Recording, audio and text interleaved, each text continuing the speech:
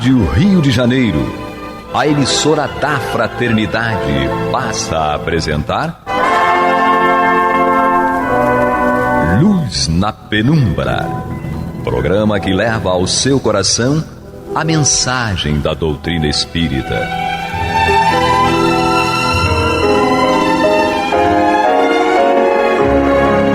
E com vocês, Eduardo Araújo, para o estudo de O Livro dos Médiuns, da obra codificada por Allan Kardec. Olá, prezados amigos da Rádio Rio de Janeiro, sejam todos muito bem-vindos. Passa rápido uma semana, hein? Já estamos de volta aqui com o estudo de O Livro dos Médiuns de Allan Kardec, nosso programa Luz na Penumbra, na companhia de Maria de Fátima Miranda. Que Jesus nos conduza, nos inspire. E Paulo Renato. Nosso Senhor Jesus Cristo nos abençoe.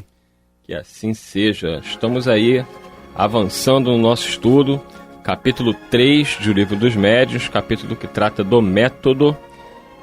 Semana passada reiniciamos aí com a leitura do item 31.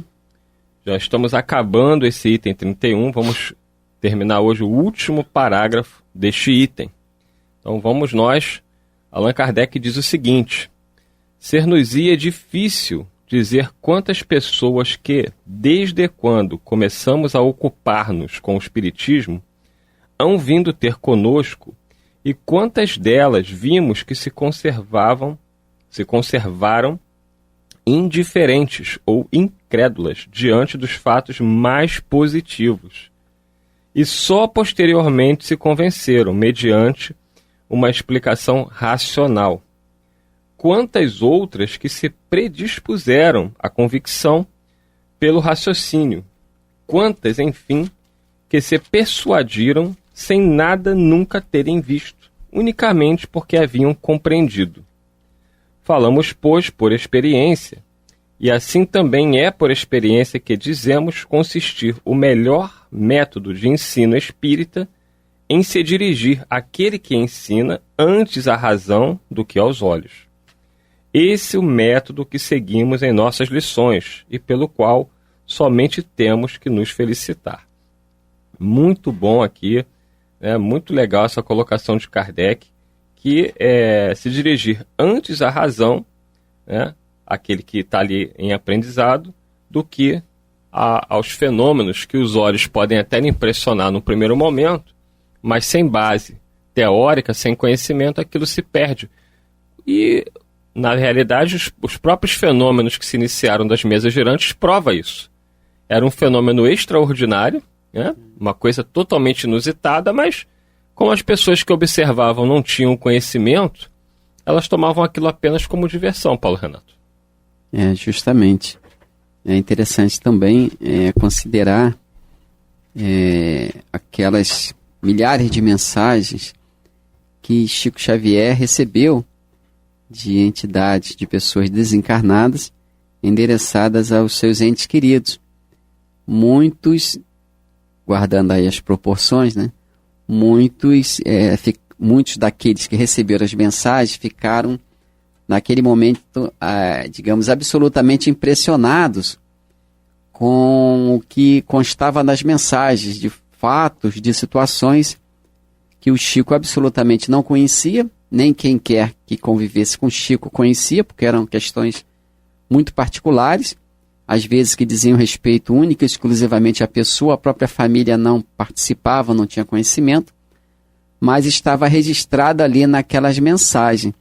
Então foram milhares de mensagens nesse sentido, que as pessoas, repito, ficaram empolgadas, sensibilizadas, mas com o decorrer do tempo, parece que aquela, digamos, empolgação, Kardec chamava de espírito exaltado, parece que aquela exaltação, aquela empolgação, parece que foi se diluindo diante das questões da vida em comum, da vida social. São tantas preocupações, são tantos senões que a pessoa tem que a pessoa se vê envolvida, tantas questões sociais, questões de trabalho, de saúde propriamente falando, que a pessoa acaba por não ter uma convicção formada no raciocínio, na maturidade racional, digamos, foi uma convicção formada mais pela emoção, muitos deixaram aquela verdade compreendida num momento, deixaram de lado e passaram até ao campo da incerteza. E diante daqueles que negam, dos indiferentes ou negadores, como dizia Kardec, sistemáticos, que muitas pessoas argumentam, não, que essa mensagem foi capturada da sua mente, ele é mente, não sei o quê, né? Ou o espírito do mal que frequenta tantos anos, né, a sua casa, ele também conhece os seus pensamentos e pode ter ditado isso, né, para o chamado médio. Então são tantos argumentos contrários e a pessoa está distante, digamos, do estudo, da filosofia, e juntando mais as questões que nós nos referimos do dia a dia, que a dúvida volta a se instalar na pessoa, né? Então o fenômeno realmente deslumbra, empolga, mas ele por si só não tem força para convencer, para fazer um convencimento, digamos assim, lógico, dentro da lógica que a pessoa possa ter, né? Porque só realmente a filosofia, nesse sentido, pode fazer com que a pessoa permaneça dentro daquela verdade que ela conheceu tempos atrás e ela possa suportar as dificuldades da vida com a certeza de que aquilo que ela viu, que aquilo que ela compreendeu é a pura verdade. Se não para os outros, é pelo menos para ela. Então a gente observa isso naqueles grandes profetas, nos grandes médios do passado, no próprio Paulo de Tarso, né, Saulo, quando ele faz sua profissão de fé, quando vê Jesus, né, e disse que serviria a Jesus até o fim dos seus dias com fidelidade, e é isso que acontece. Ele, na carta dele, acho que é Timóteo ou Coríntios, não lembro, ele diz que completou a carreira e guardou a fé, né? Porque não foi uma fé superficial, não foi uma crença superficial, foi a certeza inabalável da visão do Cristo, né? De que a morte não havia acabado com Jesus Cristo. Então, Kardec sugere realmente esse estudo filosófico para que a convicção seja baseada no próprio raciocínio da pessoa e não nas questões emocionais que, por mais que empolguem, tem vida curta às vezes, né? No próprio aqui Evangelho, no Livro dos Espíritos, lá na conclusão, no capítulo 6, Allan Kardec coloca assim: falsíssima ideia formaria do Espiritismo quem julgasse que a sua força lhe vem da prática das manifestações. E muitos de nós, muitos espíritas, queremos às vezes auxiliar um companheiro, um amigo, um parente, nessa convicção que nós já partilhamos, levando a pessoa a uma reunião mediúnica, acreditando que se ela vir a manifestação através mediúnica, manifestação de espírito através de um médium, se ela vir aquela situação, ela se dará convencida, mas às vezes a pessoa sai de lá mais descrente do que quando entrou. É verdade. Então Kardec diz aqui na conclusão, no capítulo 6, falsíssima ideia formaria do Espiritismo quem julgasse que a sua força lhe vem da prática das manifestações materiais, e que, portanto, obstando-se a tais manifestações, se lhe terá minado a base. Diz ele ainda, sua força está na sua filosofia, no apelo que dirige à razão, ao bom senso. É interessante dar uma olhada reolhada, né, no Livro dos Espíritos, nessa conclusão que Kardec faz realmente observações sempre muito interessantes. É a fé raciocinada, né? Por isso que a fé na compreensão espírita é a divina claridade da certeza, porque trabalha aquilo que é, em essência, a realidade. Ainda que essa realidade transcenda a nossa compreensão dela, pela nossa incapacidade, nossa inferioridade ainda. Você que está chegando agora, seja muito bem-vindo, programa Luz na Penumbra. Estamos aqui estudando o Livro dos Médiuns de Allan Kardec, eu sou Eduardo Araújo. Estou aqui na companhia de Maria de Fátima Miranda e do Paulo Renato. Estamos no capítulo 3 de O Livro dos Médiuns, que trata do método, e agora vamos iniciar o item 32. Allan Kardec diz o seguinte: ainda outra vantagem apresenta o estudo prévio da teoria, a de mostrar imediatamente a grandeza do objetivo e o alcance desta ciência. Você vê que ele reafirma o Espiritismo como uma ciência. Algumas pessoas se sentem incomodadas com isso, né, porque elas dizem, não, nós somos uma religião. E ele explica isso na Revista Espírita, que no sentido filosófico, sim, a doutrina é uma religião porque ela trata dos aspectos morais, que são a base da doutrina, que é uma doutrina cristã. É fato reafirmado por ele no Evangelho segundo o Espiritismo, onde ele diz que o Espiritismo é a obra do Cristo que o preside. Então as pessoas se sentem incomodadas quando leem Kardec chamando, designando a doutrina como uma ciência. Mas é nesse sentido de ser uma ciência nova que vem estudar as relações entre o mundo dos espíritos e o mundo material. Só uma observação. Fala, Renato. Para corroborar isso que você falou, aqui no próprio conclusão do capítulo, no item 7 da conclusão do Livro dos Espíritos, ele vem falando dos efeitos do espiritismo, né? Ele fala assim: o primeiro e mais geral consiste em desenvolver o sentimento religioso até naquele que, sem ser materialista, olha com absoluta indiferença para as questões espirituais. E ele vem dizendo aqui no item 8, ele fala: o Espiritismo não traz moral diferente da de Jesus, né? Mostrando realmente em que bases se assenta essa nova ordem de conhecimento, essa nova ciência, né? Mostrando que o Espiritismo ele tem por alicerce os ensinamentos de Jesus e a sua base, e o edifício doutrinário, digamos assim, ele tem por finalidade tornar a pessoa uma pessoa, digamos assim, socialmente com possibilidade de conviver em paz e de forma que todos se beneficiem com os recursos de todos, porque a finalidade da vida é a própria evolução, né? Então, no Evangelho segundo o Espiritismo, é o capítulo 1, item 7, Kardec escreve aqui, dizendo que ele, o Espiritismo, é, pois, obra do Cristo que o preside. Então, naturalmente, não há conflito, quando ele diz que o Espiritismo é a ciência nova. É a ciência nova que leva às consequências morais, que, na verdade, está muito acima da religião comum que nós conhecemos, que é uma religião voltada para a ciência, para a racionalidade. Então, não há conflito em relação à ciência e religião, pelo contrário. Ele faz, inclusive, um tópico no livro Evangelho segundo o Espiritismo, a aliança da ciência e da religião, que é uma proposta da doutrina, Miranda. No próprio Livro dos Espíritos, a primeira pergunta, que é Deus, não responderam, é a emoção maior ou a moral maior, não é? A resposta dos Espíritos foi a inteligência suprema, causa primária de todas as coisas. Isso nós vamos compreendendo que moral é a inteligência bem aplicada. É isso aí.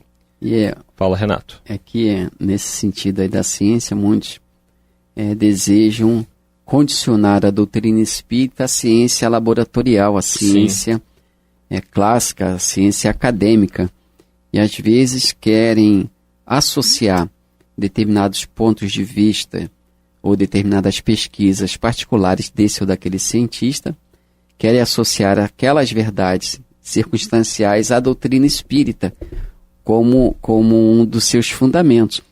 Mas Allan Kardec diz que o espiritismo deixaria um dos seus pontos se a ciência, no seu sentido maior, no seu sentido lato, comprovasse que ele está errado naquele tal ponto.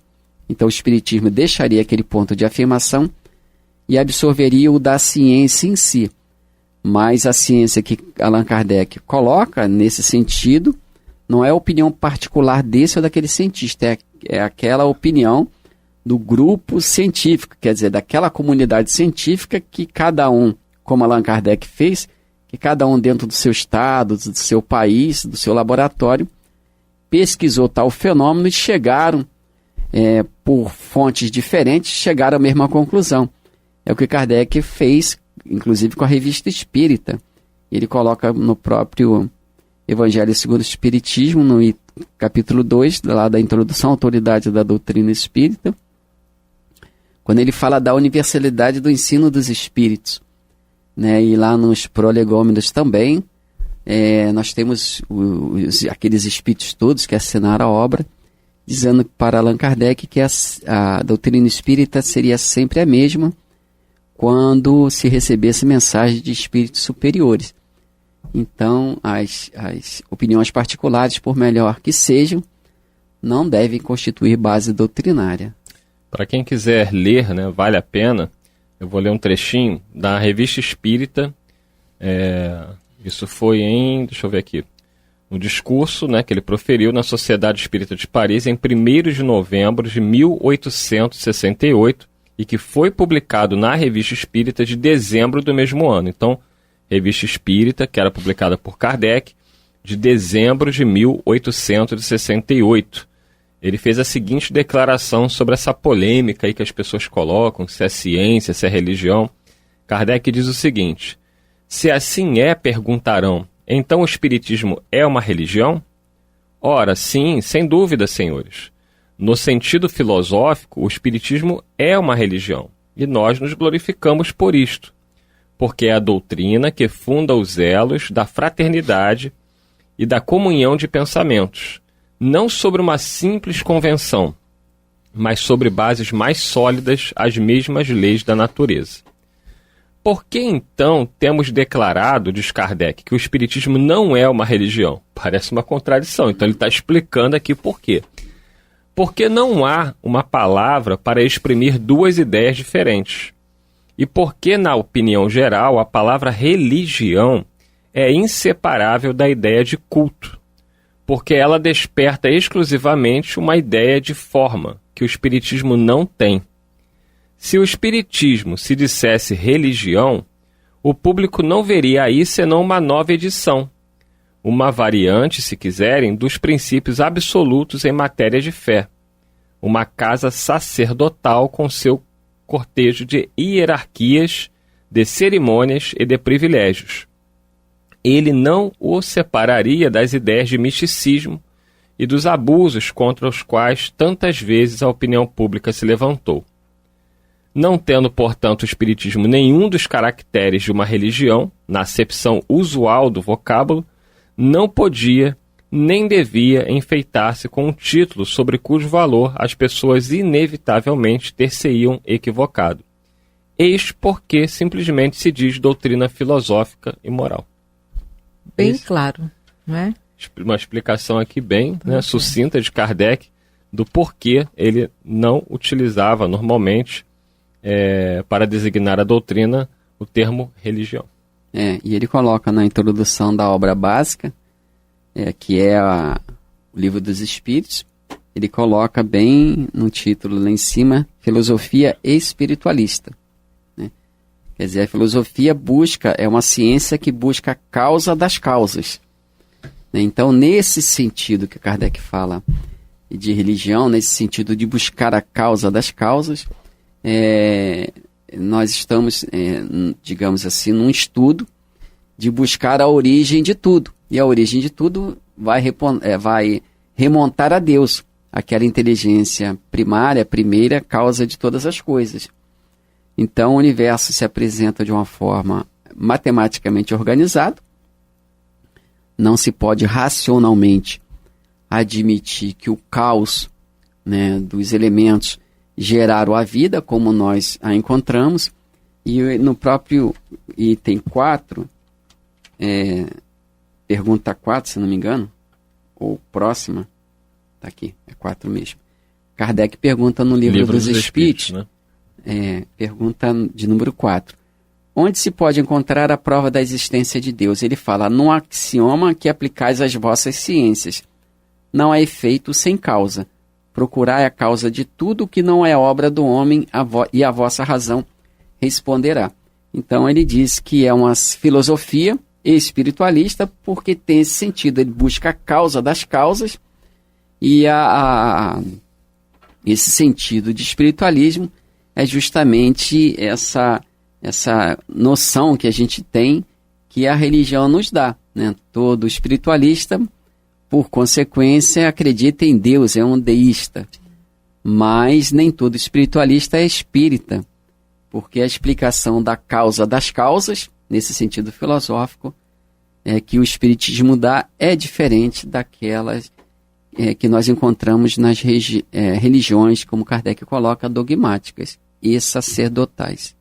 A gente já está chegando aí perto do final do programa, então vamos segurar esse item 32 para o próximo programa e falar um pouquinho mais aí sobre essa questão que incomoda alguns companheiros, né? E nós tivemos aí problemas em relação a isso, de lado a lado, né? Alguns queriam que a doutrina fosse uma doutrina religiosa e acabaram até transformando as sessões de espiritismo em algo puramente religioso a ponto de se confundir com uma igreja. Outros, por outro lado, chegaram ao ponto de dizer que Jesus deveria ser afastado. Eu participei de reuniões de companheiros esclarecidos na doutrina que sugeriam que o espiritismo deveria ser um espiritismo científico. E dentro desse contexto não caberia trazer a figura do Cristo. Acredite, Maria de Fátima Miranda, eu vi isso. Pois é, mas é natural, porque essa distorção que nós vivenciamos em relação à religião, noutras encarnações, somos nós mesmos, nas duas extremidades. Então trazemos conosco condicionamentos que queremos fugir, em vez de entender, administrar e superar. Quando o Consolador vem com aspecto de ciência, filosofia e religião, é para organizar no psiquismo humano o verdadeiro sentido de Deus e da vida. Mas somos nós, os religiosos de ontem, que fizemos tudo desconectado e trazemos em nós as marcas dessa loucura toda. E esses companheiros afirmavam, Renato, que a figura de Jesus remetia à figura da Igreja Católica. Então, que nós deveríamos afastar a figura do Cristo para manter a doutrina focada no seu aspecto científico. E diziam eles que era assim que Kardec o desejava. Acho que eles não leram o Evangelho segundo o Espiritismo, capítulo 1, item 7, quando o Kardec diz que o Espiritismo é obra do Cristo, que o preside. E aí, o que dizer? Temos aí 1 minuto e meio para a gente terminar o programa. Eu nem vou fiscar ali. Então, como dizia Paulo de Jesus, né? Eu não enviei esses profetas.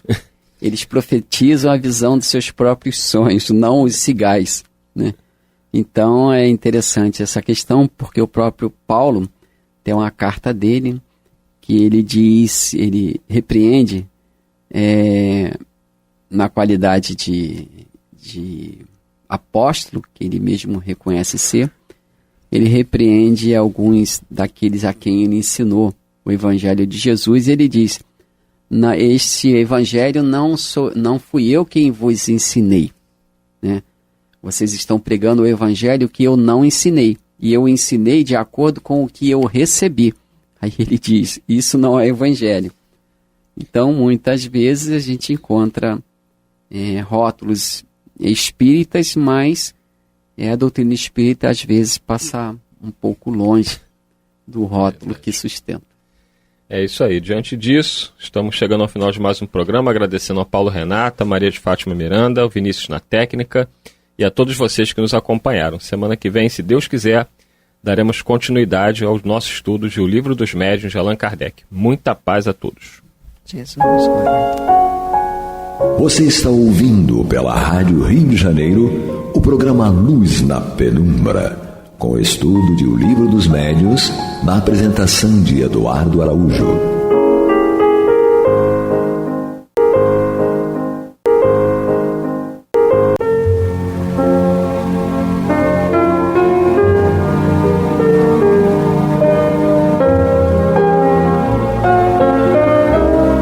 A Rádio Rio de Janeiro está levando ao seu lar e ao seu coração a mensagem consoladora da doutrina espírita, através do programa Luz na Penumbra. E agora com vocês, Amaury Santos e Astênio Oliveira. para comentar os textos da Revista Espírita de Allan Kardec no período de 1858 a 1868. Olá, meus amigos, meus irmãos queridos, muita paz a todos. Estamos mais uma vez aqui reunidos para analisarmos a Revista Espírita 1858 a 1868, os números pares, né? Eu, Amaury Santos e Astênio Evangelista de Oliveira, juntamente com o nosso irmão querido Jefferson, que fica aqui como uma eminência parda aqui nos ajudando. Então, Astênio, nós estamos aí no término dessa parte em que o Kardec, né, se utiliza do conhecimento de espíritos, das comunicações da época, né? De comunicações com relação a outros planetas, né? Isso, falando de Júpiter e alguns outros mundos. Então, nós no nosso último programa estávamos lendo a respeito do que Kardec colocou na revista sobre Júpiter. E hoje a gente prossegue, né? Mas no programa de hoje a gente conclui esse tema. Então ele fala assim, quando se comunicam conosco, os espíritos que habitam Júpiter geralmente sentem prazer em descrever o seu planeta. Então eles têm orgulho do planeta em que eles vivem, né? Daí terem prazer em descrever.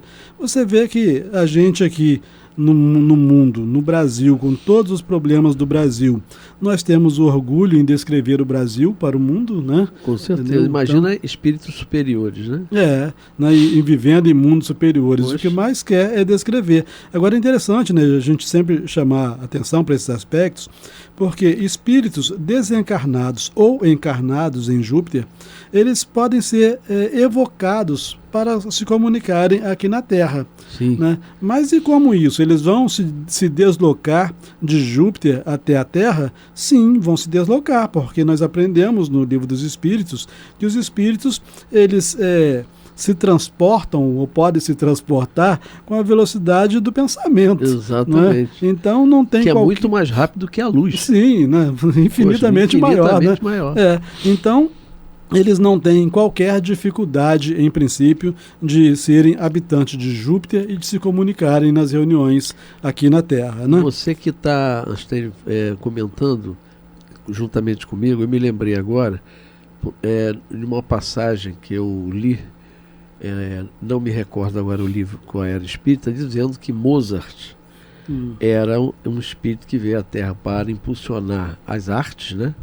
Porque ele já com 3 anos, 4 anos, já tinha 5 ou 6 composições feitas, né? E dizem que ele morreu jovem, mas que ele era um habitante de um planeta mais evoluído, era de Júpiter mesmo, né? Mais à frente a gente vai ver algumas comunicações do próprio Mozart. Então teremos a felicidade de ouvir o Mozart desencarnado. Olha só.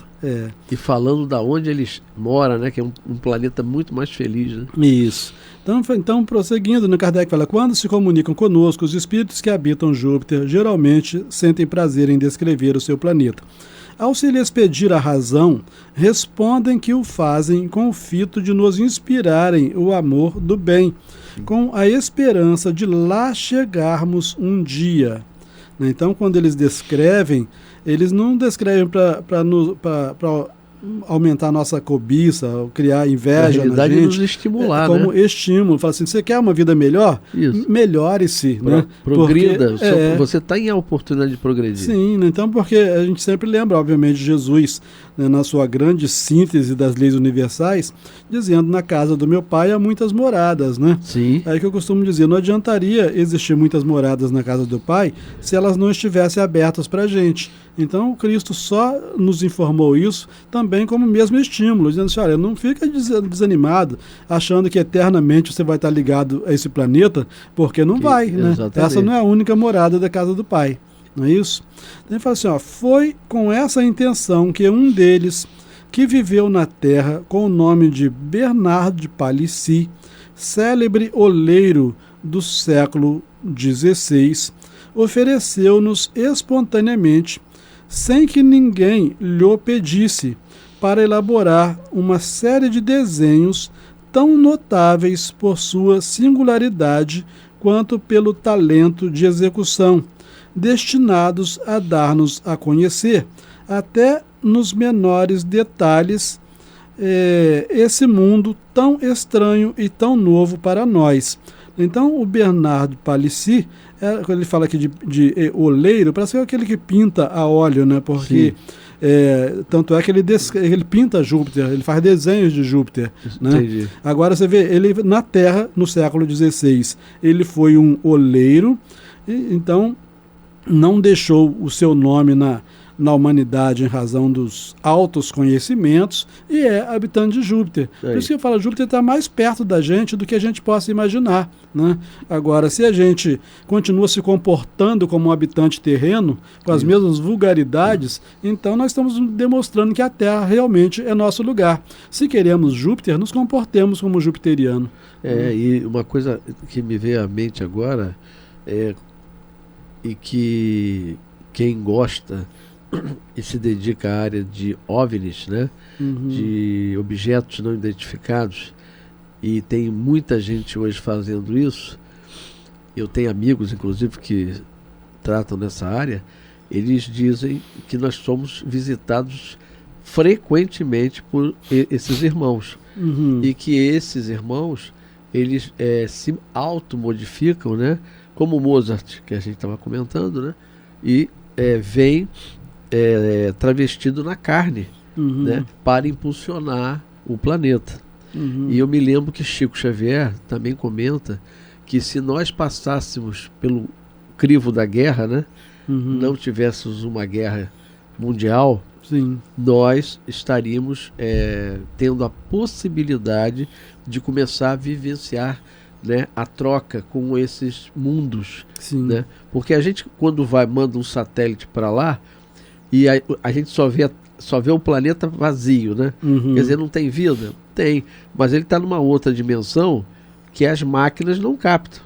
Por isso que a gente não visualiza. Tem verdadeiras cidades, como é o nosso lar, né? Como cidades muito melhores do que o nosso lar. Então, depende da sensibilidade que ainda nós não temos para ver. Sim, isso é simples de entender, né? Você vê que a própria Terra, 70% dela sendo formada por água, qualquer outro mundo, né, que não fosse muito avançado, que mandasse uma máquina aqui, provavelmente pousaria na água, né? Com certeza, 70%, né? É verdade. Então, alguns retratam personagens, animais, cenas da vida privada. Os mais impressionantes, porém, são os que representam habitações, verdadeiras obras-primas de que coisa alguma na Terra nos poderia dar uma ideia, porque em nada se assemelham ao que conhecemos. É um gênero de arquitetura indescritível, tão original e, entretanto, tão harmoniosa, de uma ornamentação tão rica e tão graciosa, que desafia a mais fecunda imaginação. Então, coisa simples, né, para a gente observar que o bom gosto ele acompanha o progresso. A higiene, a limpeza, né, acompanha o progresso. Então, se nós somos meio relaxados aqui na Terra, se nós não admiramos a arquitetura, as obras de arte, a boa música, né, então nós realmente estamos mostrando que a nossa natureza é terrena. É verdade. É aqui que nós merecemos mesmo ficar. Não é isso? E por isso que muitos voltam, né? A gente reencarna no mesmo planeta até a gente conseguir ascender. Até você mudar a sua natureza para melhor, né? E aqueles que insistem ainda na selvageria acabam voltando, não regridem, porque levam o que a gente tem, o que eles fizeram. Não regridem em termos de conhecimento, mas né? em termos de mas moral, em termos de experiência, sim. Então, o senhor Victorien Sardou, jovem literato de nossas relações, cheio de talento e de futuro, mas de forma alguma desenhista. Então, o Victorien Sardou era médium e não era desenhista como profissão, não tinha esse dom, né? Então, mas de forma alguma desenhista, serviu-lhe de intermediário. Então, o Victorien Sardou foi o médium do Palissy. Né? Então, o Palissy que desenhou... era o olheiro, né? Isso, que fazia quadros em óleo. Perfeito. Então, o Palissy, desenhou Júpiter, as construções de Júpiter, etc., através do Victorien Sardou, que não tinha qualquer relação com a arte do desenho, né? Então você só desenhava mediunicamente, né? Porque fora disso era igual a gente para desenhar o ser humano. Aquela cabeça, naquela bolinha, não é isso? Aquela bolinha, dois tracinhos para o braço. Isso. Então Palissy prometeu-nos uma série de desenhos que, de certo modo, será a monografia ilustrada desse mundo maravilhoso. Então a gente vê aqui, quando Kardec falou prometeu-nos, então prometeu a Kardec. Então aqui no caso, através do Victorien Sardou, o Palissy estava falando direto com Kardec. Perfeito. Né? Então Palissy prometeu-nos uma série de desenhos que, de certo modo, será a monografia ilustrada desse mundo maravilhoso. Esperamos que essa curiosa e interessante coletânea, sobre a qual voltaremos em artigo especial consagrado aos médios desenhistas, possa um dia ser liberada ao público. Então, foi liberado? Foi. A gente tem alguns desenhos de Júpiter, né? Do Victorien. Não, Victorien Sardou é o médio, né? Do Palissy, não é isso? Mas no livro não, né? Na revista Espírita não. Tem alguns desenhos, tem. Que interessante. Então vamos lá. O planeta Júpiter, apesar do quadro sedutor que nos foi dado, não é absolutamente o mais perfeito dos mundos. Então Kardec está chamando a atenção. Tanto é que nós vimos anteriormente, no nosso outro programa, que ele era um mundo dentro de segunda ordem. Né? Então ele fala assim, o planeta Júpiter, apesar do quadro sedutor que nos foi dado, não é absolutamente o mais perfeito dos mundos. Outros há, desconhecidos para nós, que lhes são muito superiores do ponto de vista físico e moral, e cujos habitantes gozam de felicidade ainda mais perfeita. São a morada dos espíritos mais elevados, cujo etéreo envoltório nada mais tem das propriedades conhecidas na matéria. Né? Então a gente vai ter oportunidade de ver em outros meses da Revista Espírita, em outros volumes da Revista Espírita, coisas muito interessantes, né? Comunicações por exemplo, de um filósofo da antiguidade, que agora eu esqueci o nome dele, mas em que ele habitava, não era Júpiter, mas um mundo feliz, né? E que pela descrição, no mínimo era igual a Júpiter. Né? E a gente vê, quem lê com atenção, né, as obras espíritas, se lê, por exemplo, o livro O Céu e o Inferno, na segunda parte do livro O Céu e o Inferno, que tem as comunicações dos espíritos, Kardec organizou pelas condições deles no mundo espiritual, começando por comunicações de espíritos felizes.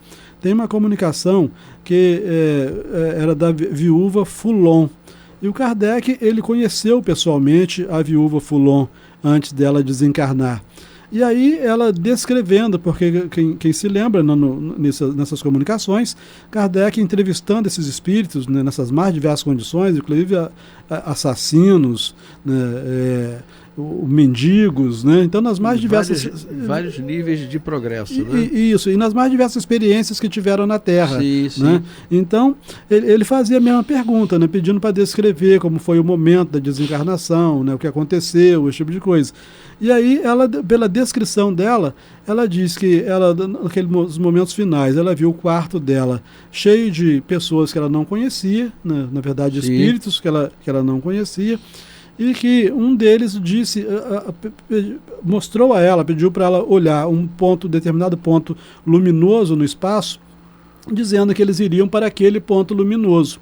Né? E ela entrou em volitação junto com eles, na direção daquele ponto luminoso, né, e descrevendo, né, a beleza dessa viagem, esse tipo de coisa. E quando chegaram nesse ponto luminoso, ela foi informada de que era um mundo da categoria de mundos felizes. Então, mundo de... que deve ter outras classes, né? Sim. Dentro de um mundo feliz. Esse é o mundo feliz, mas na realidade você tem mais felizes, menos felizes. Sim, né? São felizes, mas cada um dentro do... Então a gente verifica que na casa do Pai realmente há muitas moradas. Nossa, não é? E olha que coisa linda o que você está falando, porque eu dessa senhora Foulon, né? Viúva Foulon. A viúva, né?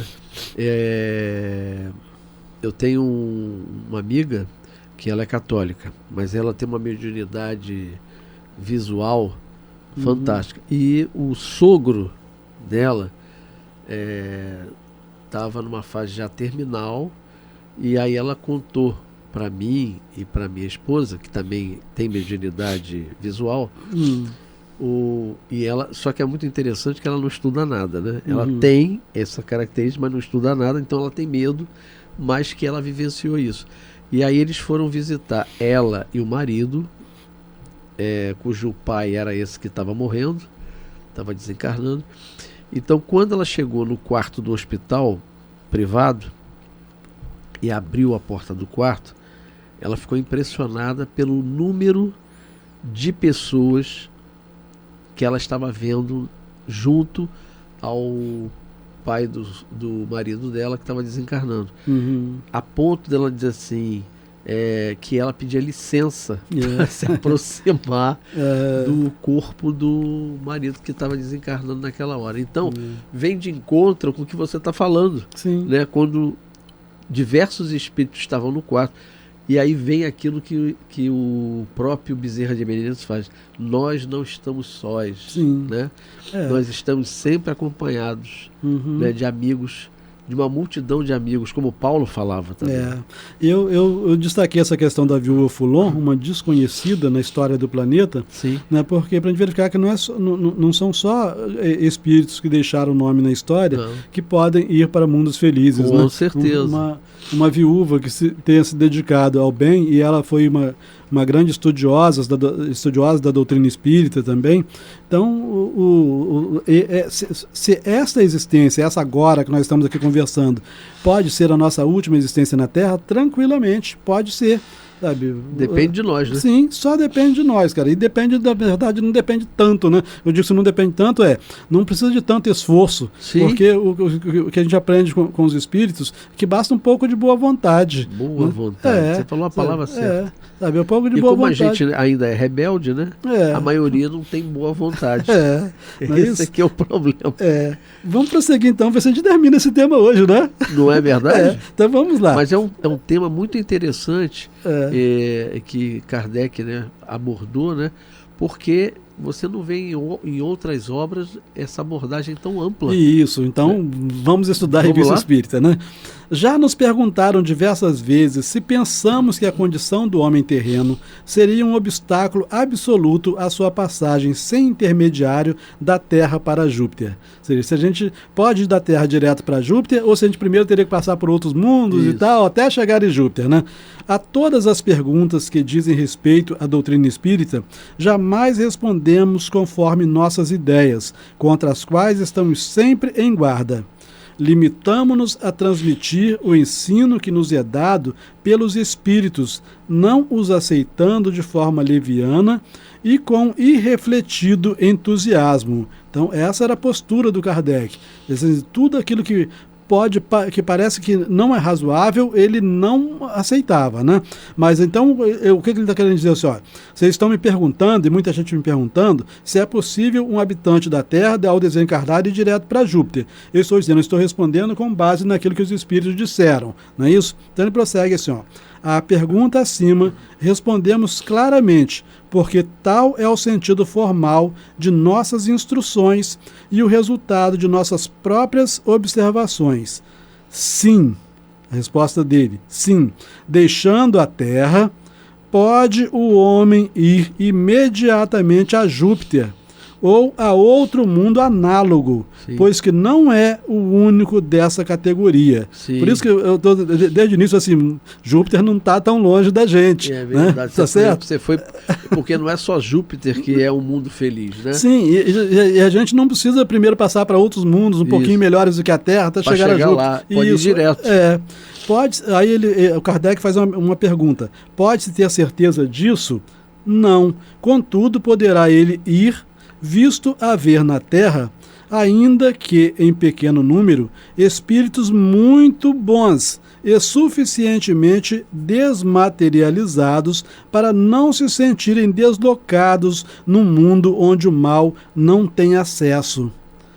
Então, se nós podemos, se nós nos sentimos bem no ambiente onde só existem pessoas boas, nós estamos habilitados a habitar Júpiter. Entendeu a questão? Sim. Então, ele vai concluindo o tema dizendo assim, ó, não há certeza, porque o homem pode iludir-se sobre o seu mérito pessoal, ou tem que cumprir alhures outra missão. Então, certeza de que ele pode ir a Júpiter ou que ele vai a Júpiter, não tem, mas que pode, né? Então, seguramente, os que podem esperar esse favor não são os egoístas, então ele já está afastando quem não vai. Seguro que esses não vão. Isso, os egoístas, nem os ambiciosos, nem os avarentos, nem os ingratos, nem os ciumentos, olha só, né? Gente que não dá trégua para a mulher, não dá trégua para o marido, né? Então, nem os ciumentos, nem os orgulhosos, nem os vaidosos, nem os hipócritas, né, que são os que afetam virtudes que efetivamente não têm, né? Nem os hipócritas, nem os sensuais, ou qualquer daqueles que se deixaram dominar pelo apego aos bens terrestres. Com certeza. E a esses serão necessárias, talvez, longas e rudes provas. Isso depende da sua vontade. Verdade. Né? E interessante, né, Astaíno, que é sempre a vontade, né? Isso. E tem os que não têm vontade e esperam que Jesus, que o Pai faça as coisas, as obras por eles, né? Exato. Eu conheço diversas pessoas, conheço mesmo, que eu estou falando, pessoas que não se movimentam em absolutamente nada, né?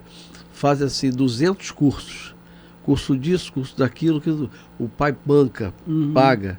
Aí, e agora? E na hora de exercer? Não exerce. Né? E aí uma vez uma senhora conversando comigo falou assim, pois é, né? A minha filha, eu tenho 2 filhas, uma tem muita sorte, já arrumou emprego, né? Está muito bem, e a outra não consegue emprego. Mas como eu conheci as pessoas da família, eu disse assim, mas a sua filha manda currículo? Isso eu não sei, né? A gente espera que Deus nos ajude. Eu falei, pois é, mas Deus está ajudando a só senhora pagando coisa. Agora tem que mandar o currículo. Sem currículo, não faz. E a pessoa hoje tem quase 50 anos e nunca trabalhou. Nossa Senhora. E é bancada pelo pai, porque a mãe já desencarnou, e é bancada pelo pai. Que os espíritas, né?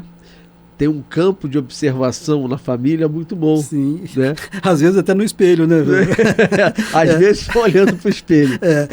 Só para concluir, então, Mauri, né, só para falar assim, para que se nós queremos ter esperança de que essa seja a nossa última existência na Terra, temos que verificar se não somos egoístas, se não somos ambiciosos, se não somos avarentos, se não somos ingratos, né, se não somos ciumentos, orgulhosos, vaidosos, hipócritas, sensuais, né? Se não somos dominados pelo apego aos bens terrestres. Se achamos que atendemos a esses requisitos, Júpiter pode estar com as portas abertas para a gente, né?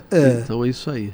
Terminou o capítulo? Terminou o capítulo. Que bom! Espero que vocês tenham gostado, meus irmãos. Vamos dar continuidade ao livro que traz tanta profundidade em tantos campos e mostrando que nós podemos ter acesso a mundos felizes. Terminamos então, eu, Amaury Santos e Astaíno Evangelista de Oliveira, e o nosso irmão Jefferson, que nos ajuda. Muita paz.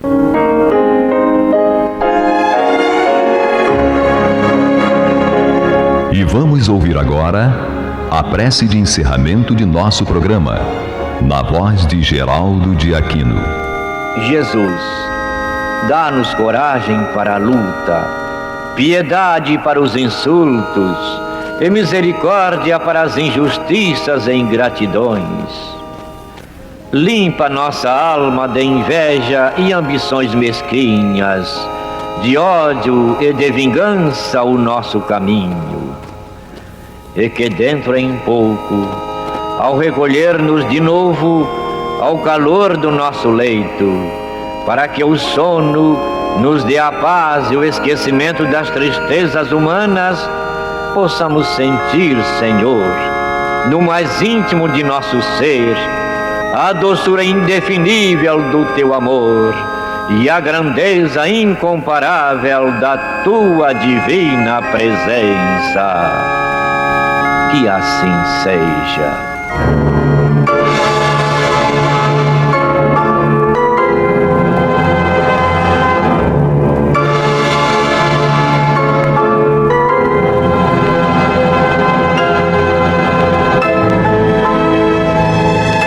Acabamos de apresentar o programa Luz na Penumbra, que voltará a ser apresentado amanhã às 21 horas nesta emissora.